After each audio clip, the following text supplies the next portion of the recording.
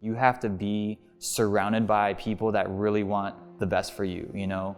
And sometimes it's tough love. Sometimes you need to hear something from someone and you just feel that like, oh, that didn't feel so good, but you know deep down like you really need that little push. Growing up, I played basketball. That was like my main sport, my main passion, what really just gave me drive in life in general. So when I couldn't play anymore because I had knee surgeries and injuries, I kind of looked at alternatives to go into.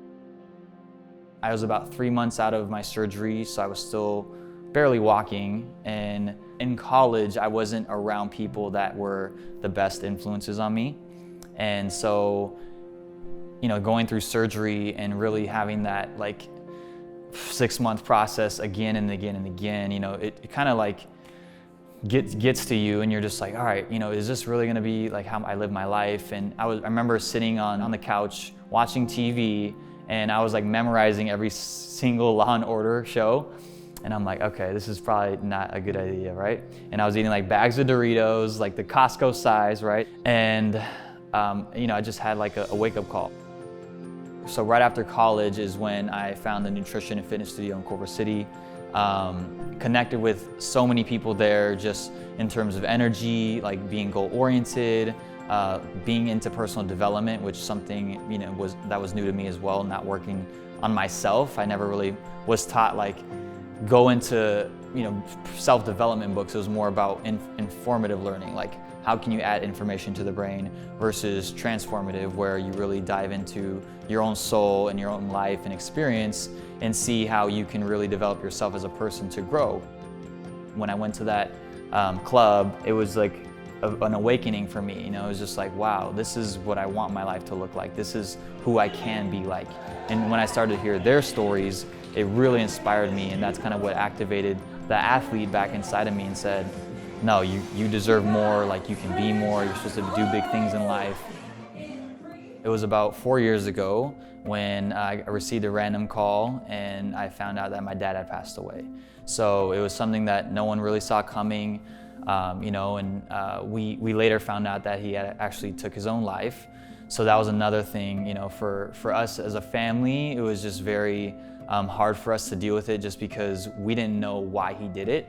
And I remember thinking when it was all happening, you know, how I get to be strong for not only my family, but just for other people, because so many people were coming to me and just like, you know, are you okay? Are you okay? And I just was like, okay, yes, of course I'm sad right now, but I'm also not wanting to invest a whole lot of time being sad, because I want to focus on, you know, really the positives out of this and what my dad did teach me and all the great memories that we had together. One thing that I did have, which was really cool, I had this buddy of mine make this jacket, and it's an army jacket from the 70s, and it says, "Rest in peace, Dad, stay strong." So my last name is Strong, which obviously came from my dad, and this is just a rising sun.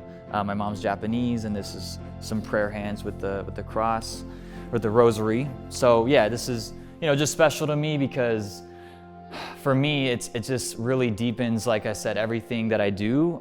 It gives me more purpose. I remember the day that my dad passed away, one of my mentors was actually with me, and he just told me like, dude, you're ready for this. You know, you're the man of the house now, like stay strong, but you know, you're gonna inspire so many people through this, like with who you are.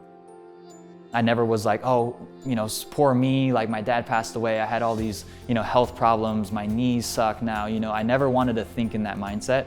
I was always like, this is what I have, and this is what I get to do with it, and this is the purpose it can serve if you choose to think that way. You know, when you understand that it's not always about you and how good you look, and you start to really dive into the message and what you can provide for others as inspiration, it kind of takes the spotlight off you. You know, you're just like, I'm just sharing my story, and I'm just here to really provide inspiration for the youth and for people to be relatable. And I always thought about people I would network with and meet. You know, they never knew my past, and so they would only meet who I am today and who I'm going to be tomorrow. And I can create that literally this day, anytime I want. You know, so when you have that awareness, I feel like it's really, really awesome to just know like nothing that happened yesterday or any year before has to really determine, you know, where you're going to lead your life to.